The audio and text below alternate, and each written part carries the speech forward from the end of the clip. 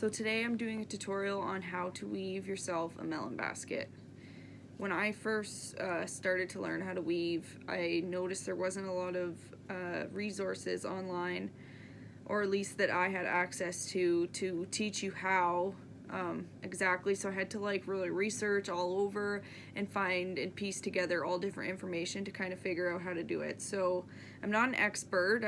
I'm self-taught. No one ever really taught me how. So some of my terminology and the way I do things might not be exactly correct, but it's what I do, it's what works for me, so it might work for you too.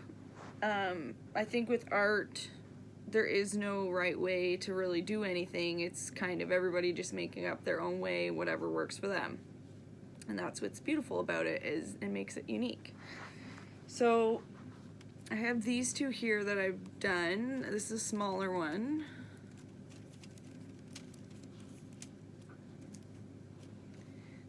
This one's a bit bigger. I just did the other day. I think it's better to start small. When I first did my first basket, I went really big, and it's a basket, but it's a little wonky looking. So you're gonna need to get some different materials to start. I like to usually use willow or dogwood. I've used young maple and young poplar shoots before. You can use so many different things to weave. Usually you see like willow and dogwood. It's just whatever happens to be in your area, what you have access to, whatever's available to you. Harvesting is kind of its own video in itself. There's a lot of different ways, I guess, if you're attending a wild stand of willows, or if you're harvesting from ones you grew, it would be a little bit different. But the way I like to harvest is I go out in the winter time when there is no more like greenery or signs of life really growing on them, and they go dormant, and it's a safe time to harvest them because you're not going to hurt the plant. And I go and I harvest right down to the main stem. I leave a little bit, and I only take the young slender growths that don't have like any like arms branching off. And when you harvest low down like that, the next year there'll be like 2 more branches that harvest off from there. If you take all of it, it will grow in a different way, but you have to kind of be careful how you harvest. If you take too much, you're gonna have less growth. If you harvest it correctly, you can actually encourage more growth. So it's a very sustainable craft, really.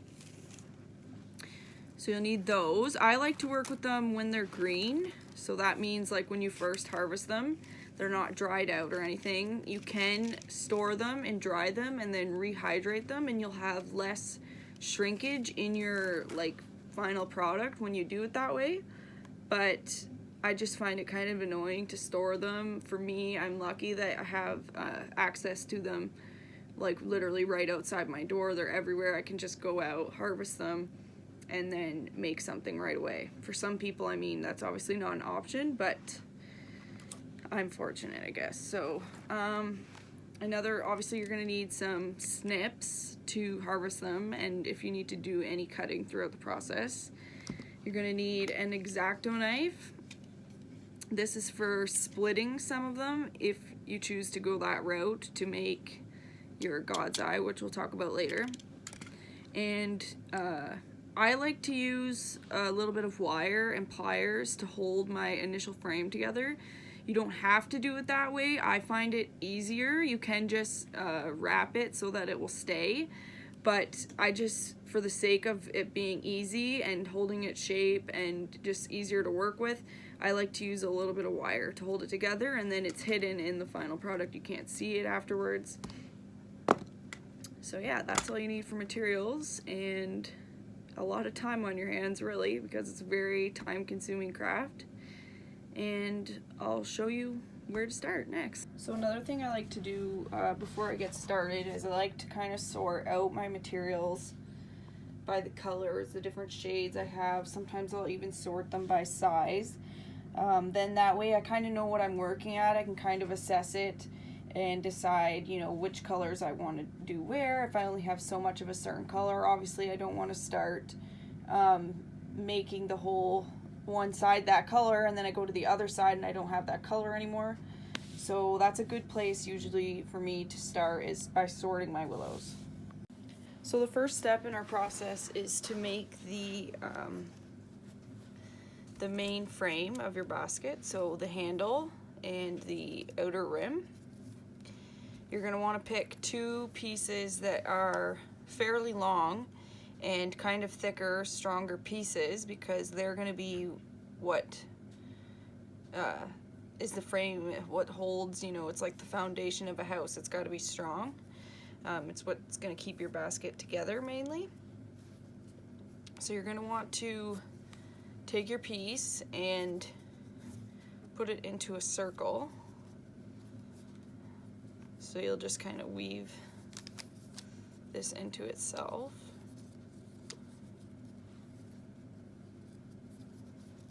Now this is where I like to use the wire, and I will take a piece of wire and I will put a piece here and I'll put a piece here to hold these together more. You can just leave them like this. I like to use the wire just because I feel like it's stronger and I don't have to worry about it sliding or coming out of place during any of the other steps, and that can be kind of frustrating. So I like to just take a little piece of wire and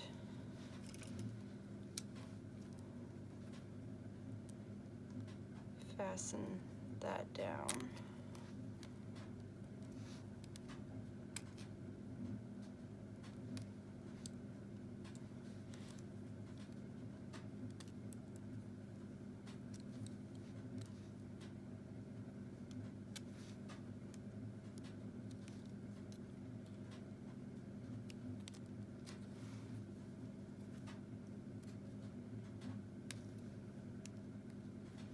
So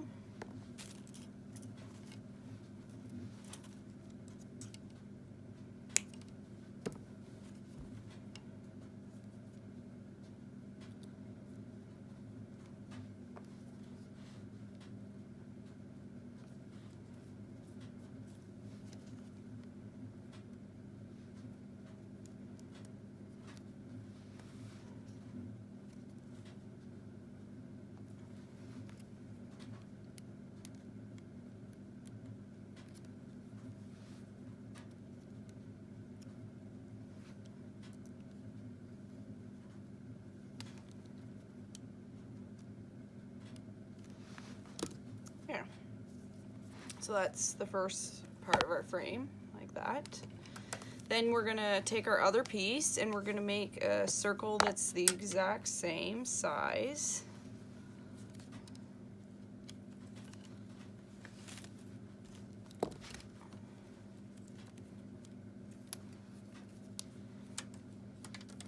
We're gonna do the same process, weaving it into itself.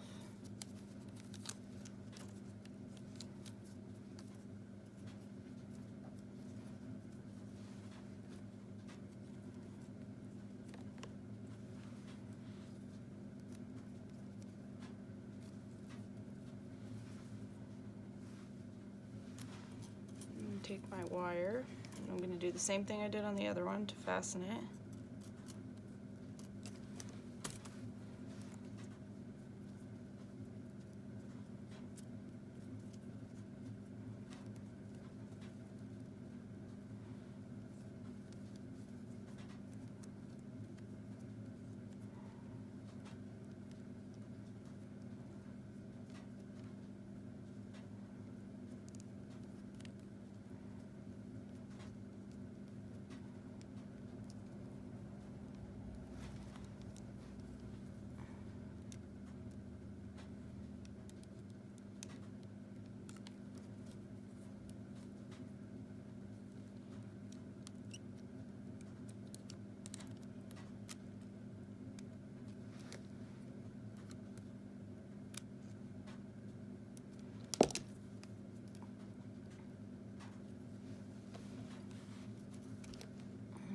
piece for the other side.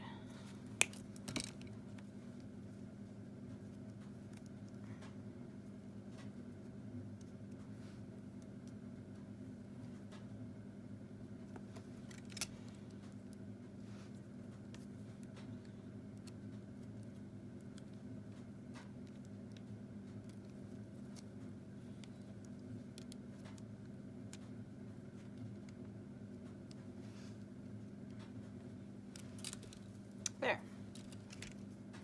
So there we have our main frames. So then we're going to take our two circles and we're going to put them inside of each other.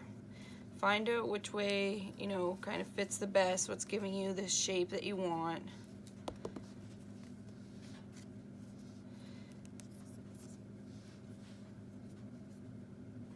I think I might do it like this.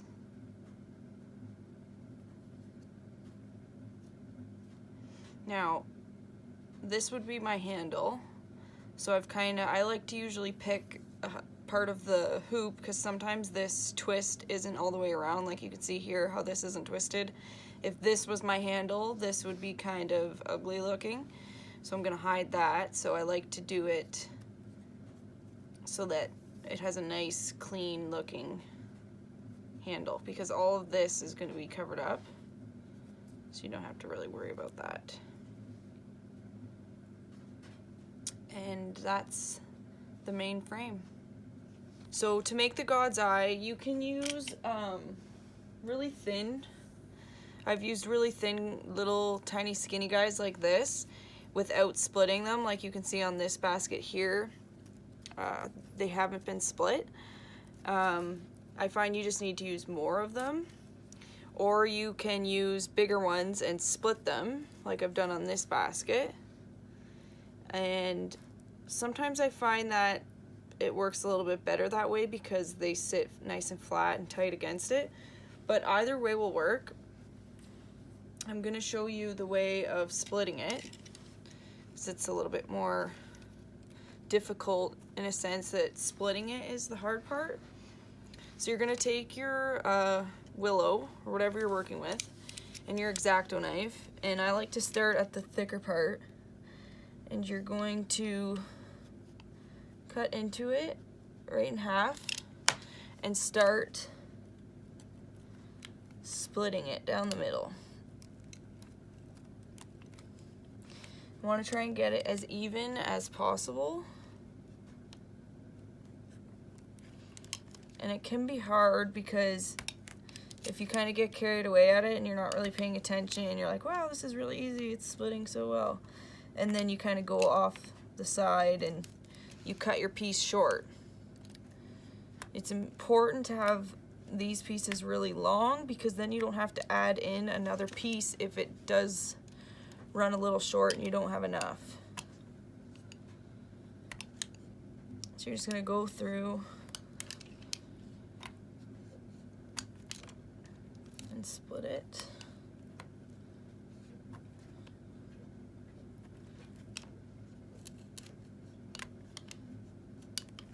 Smells so good.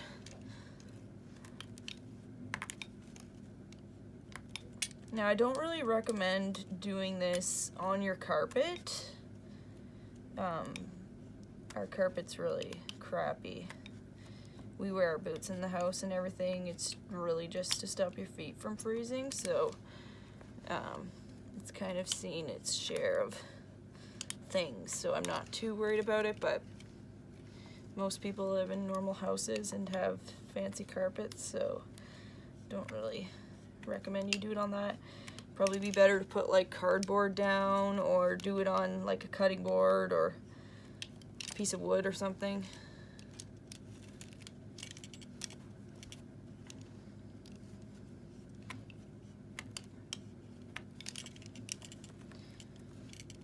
Just keep splitting it. And as you get up to the top, it starts to get thinner, obviously. Silas, come on. And that's where you have to be really careful. It's not a big deal if you do go off. It just gives you a shorter piece. I like to try and do it in one go, get it nice and split, because then usually if you pick a long enough piece, you can use 1/2 for one side and 1/2 for the other side. And then you don't have to split more, which can be kind of annoying, just a little tedious.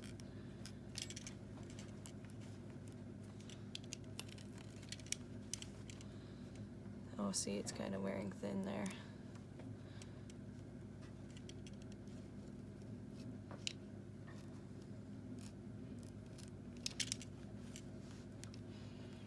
My cat is attacking the ends of this and making it quite difficult.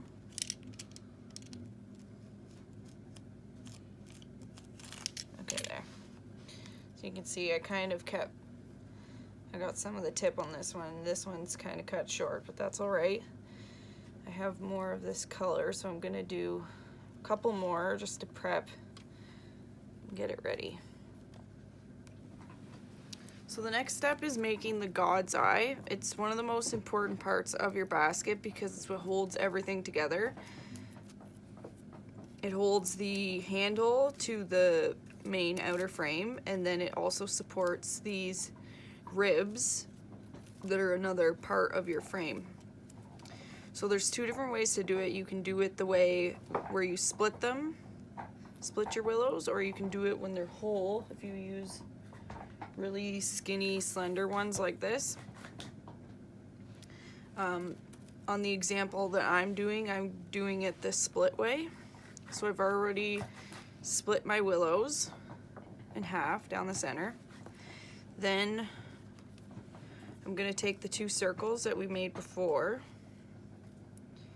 and I'm going to configure them how I want them to be, the shape that I want.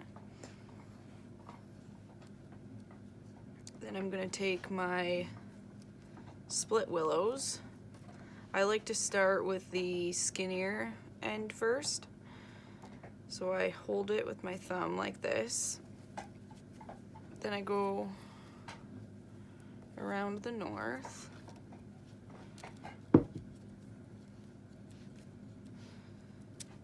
Back to the center.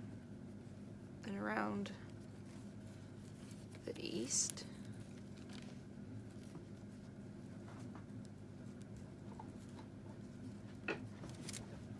Back to the center, around the south,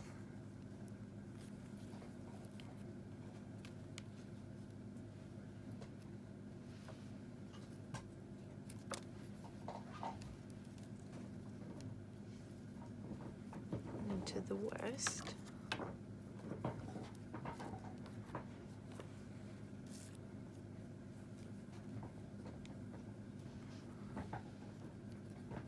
you want to make sure you're doing it nice and tight, and then you repeat. So around the north,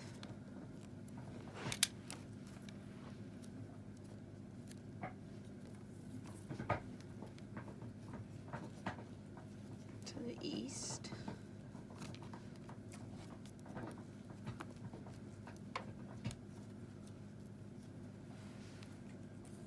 south,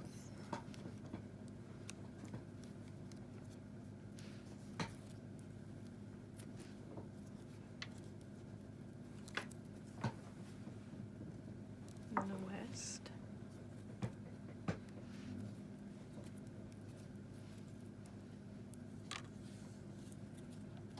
to the north again.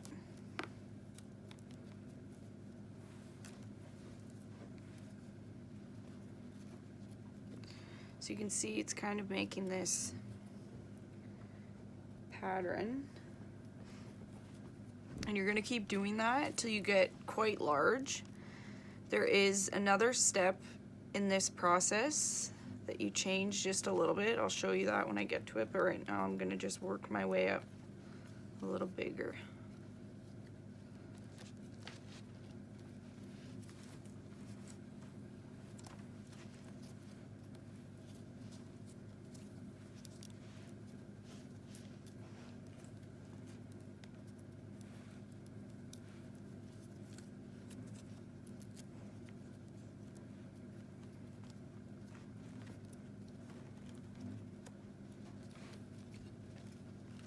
So right now I've run out, so I'm going to add in a piece here.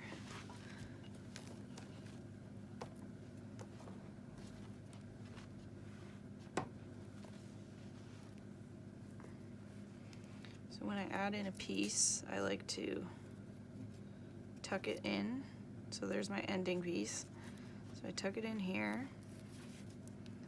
Then I go in the direction I'm supposed to be going. Wrap around to hold that loose end. And then just carry on.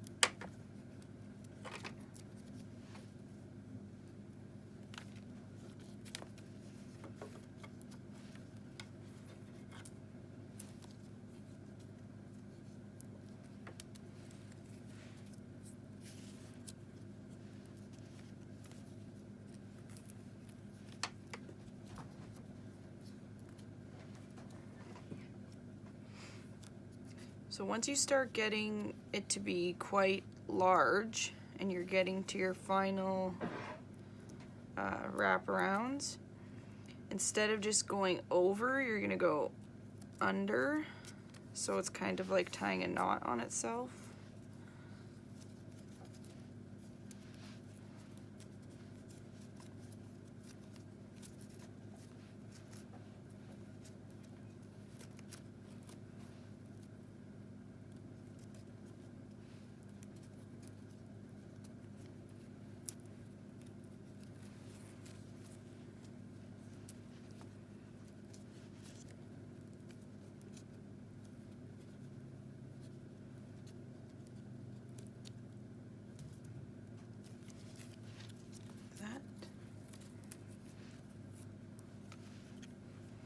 Do that for each one.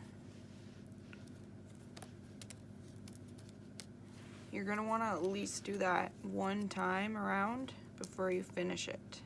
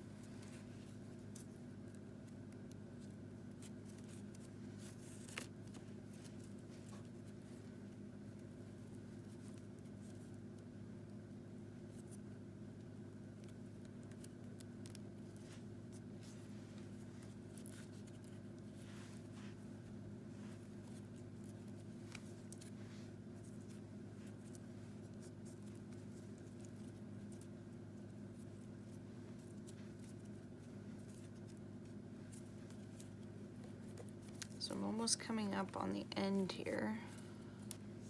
So I've still just been tucking them under.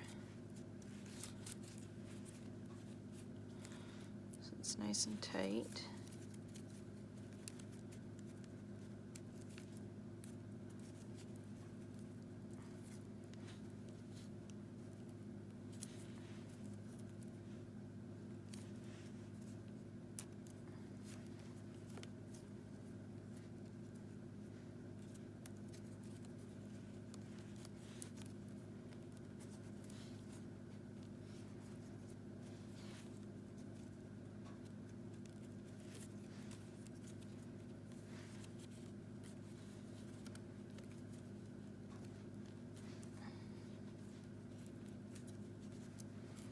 And then once I get to the end, I'm just going to take this and tuck it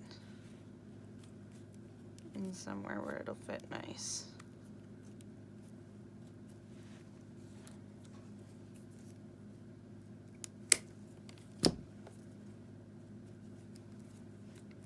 Just like that.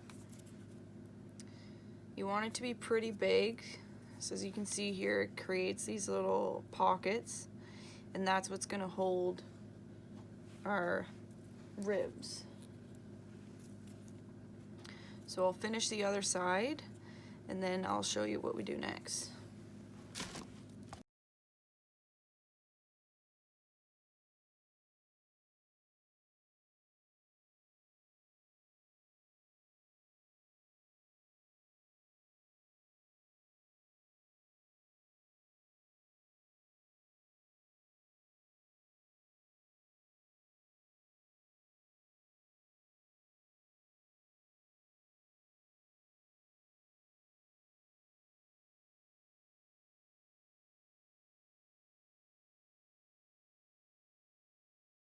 So the next step in our process is to pick out and make our ribs. They're kind of hard to see here, but it's these two pieces. You can have more than two if you want. With a small basket like this, two is good enough. The more that you do, the more weaving you have to do, so it gets a little bit more intricate. So for this example, we're just going to do two. So like your frame, you want them to be thicker pieces.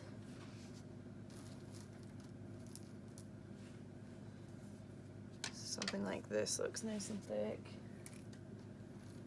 And I think this one. So you're going to put them in place. So you put them in place. They're going to sit here and up there. So you want to kind of roughly figure out how big you want it. It's going to be about half the size of your frame. So I'm going to guess. Might trim a little bit of this off.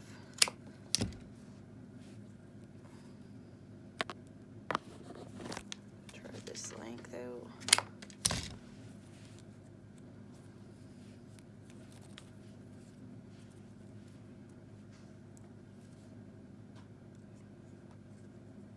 Looks like a pretty good size, so I'm gonna take my other one I had picked out here.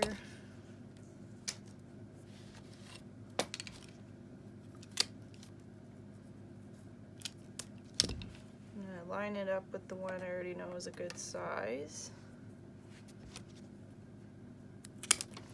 Trim it off, make sure they're even, and then I'm going to put it in place.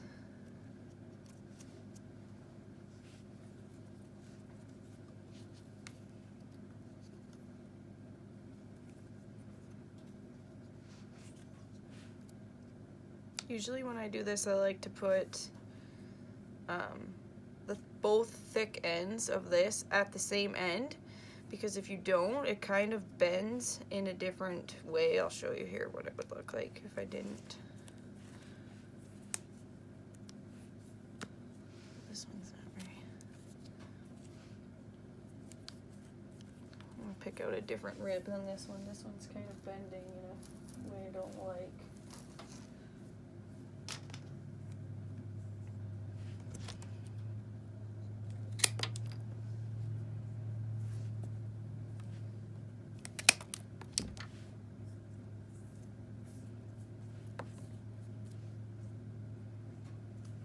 So if I were to put my big end at the opposite end,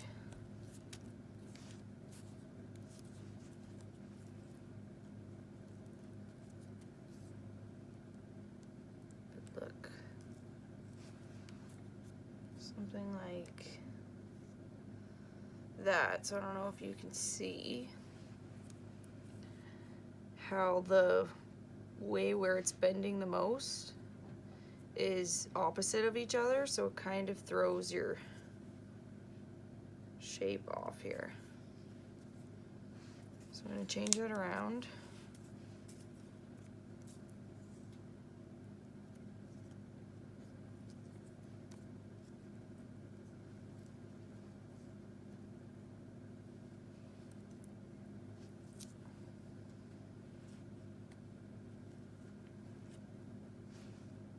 There, now you can see it has the same kind of bowl shape on each end. So that's picking out the ribs. So next we're going to start weaving the main body of our basket, which is this part here. I've already started this side. So we're gonna take our really long, slender weavers, and I'm gonna pick a side to start here. I like to start with the skinny end first, because I find if I start with the thicker end, it can be more prone to breaking and creating like a really messy edge. And we want it to be really clean and not broken on the edge because of strength reasons, obviously, and just for the looks of it too. So we're gonna take the skinny end. I like to put it in from the second rib and go underneath it here. Hold it in place. And then I go around the outside rim.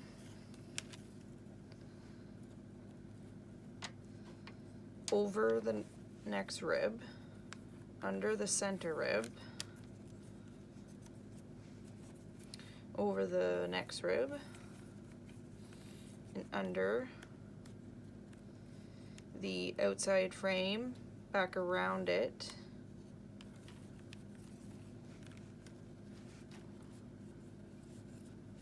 make sure it's nice and tight, and go under, over, under, over,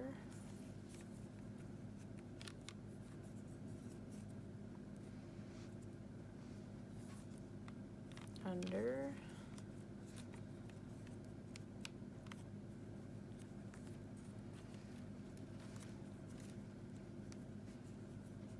and just keep repeating the pattern. Over. So now I'm going to need to add another piece here. So I'm going to take another piece. I like to sometimes, when I start it, I'll take the skinnier end here, and you'll kind of see that there's like a hole here along the rib. So I'm going to put it in there. I'm going to go back around the outside where it was kind of just finishing off, and then I'm repeating the pattern. So we went over, and then we're gonna go under, sorry, over,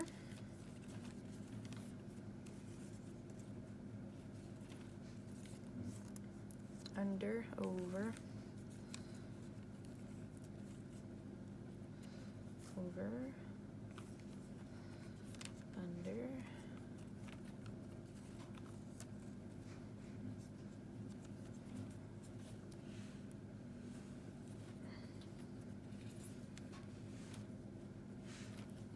back around,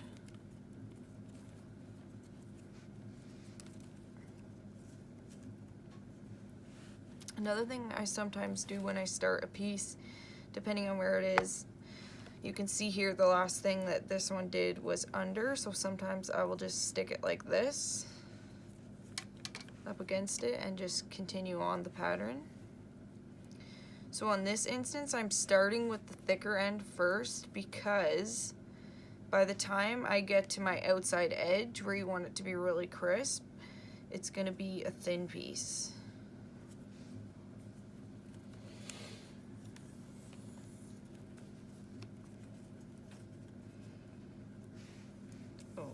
Under.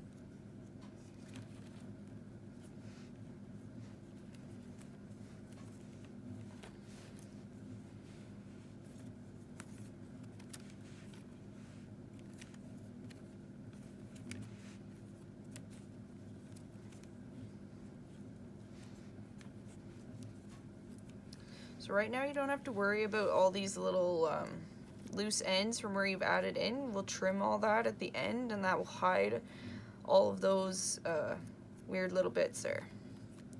So you're going to continue this on basically all the way till you're finished. I like to work from side to side. So I'll work a little bit on this side, then I'll do this side.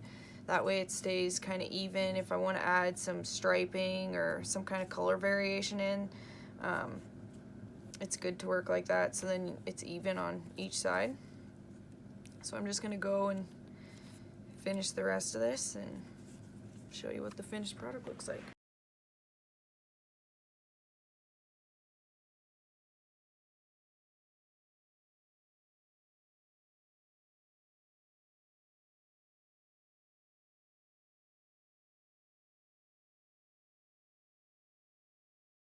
So once you've finished meeting your two sides and getting it completely covered, I just like to go through and trim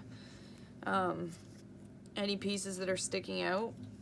Try to trim them down flat. You just have to keep in mind that when you do trim them, this is going to shrink up a little bit. So if you trim something, say this one for example, right on the rib where it's sitting, if it shrinks, this is going to come loose and it's going to be sticking out even further. So you want to give it a little bit of extra so that when it dries, it doesn't all like unravel. So I'm just going to go ahead and trim it up, and then it'll be finished.